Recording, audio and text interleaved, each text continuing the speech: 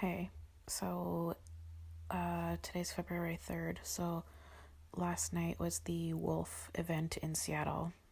Megan Murphy was speaking there. Some other women were Kara Dansky, I think, and I'm so sorry, but Lear Keith. And the fourth woman, I have no clue who the fourth person was. Very sorry. Anyway, if you are on Radfem Twitter or Instagram, I'm sure you saw the videos of how absolutely crazy it was. It was the most intense and scary event I've seen yet. We've seen there be like big protests at the Toronto event and some in the UK where the group of Women's Place UK hold their meetings. There's been some crazy protesting there. Obviously the Vancouver ones. This one in Seattle, the videos are like scary. The amount of like huge men in masks and shit. There was like a lot of actual for real violence, male violence against women.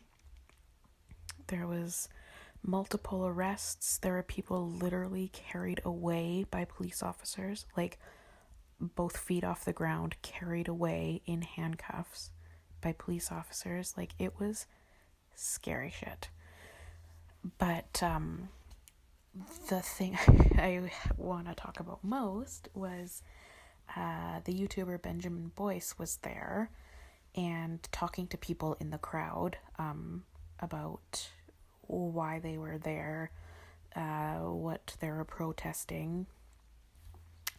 And he asked this man in really terrible lipstick, like what's going on, like what is your issue with what's going on here tonight, why are you here, that kind of thing. Is this centered around the bathroom policy of WoLF, or is this a broader push that WoLF is trying to do to be trans-exclusionary? As far as I know, it's a broader push. I wasn't paying much attention to their specific policies. It's not about specific, just the general. I don't know what the meeting is about. And the dude was not answering, really. And so Benjamin Boyce asked him specifically, is it WoLF's policies about the bathrooms that you have a problem with? And this man, this trans activist, very clearly a man with gross, terrible lipstick on, literally said, I don't know what the meeting was about tonight. Oh my God, like, way to tell on yourself.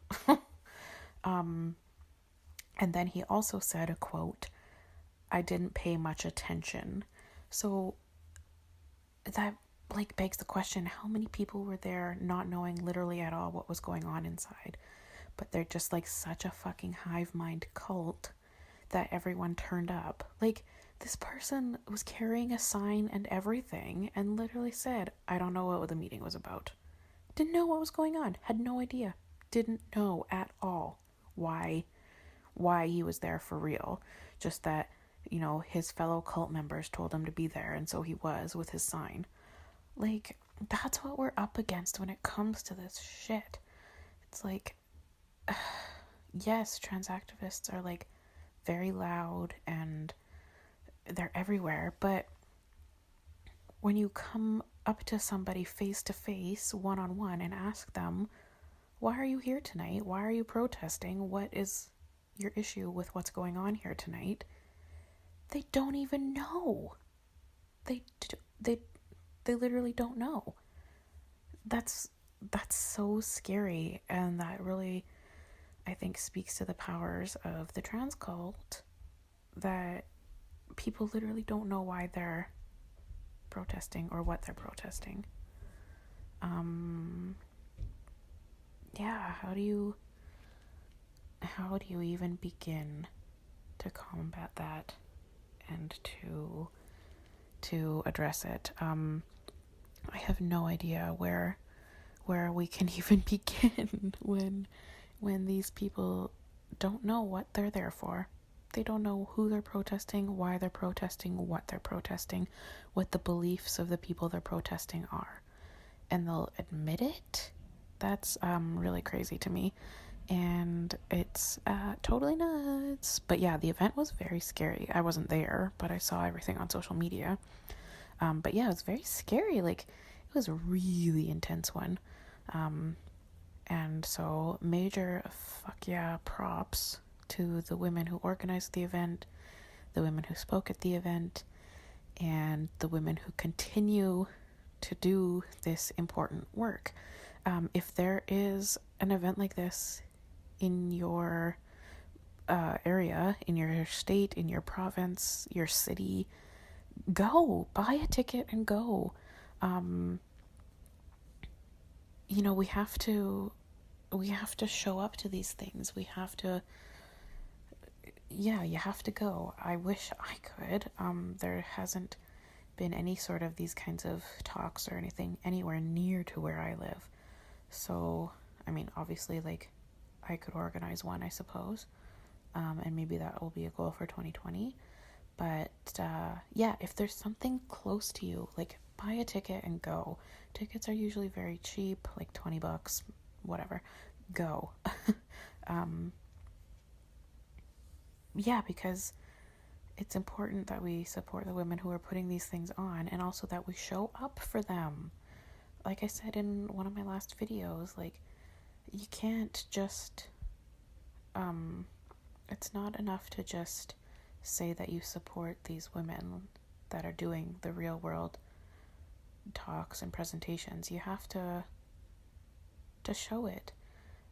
So yeah, buy a ticket and go if there's a WoLF event in your area, or the Vancouver GIDYVR.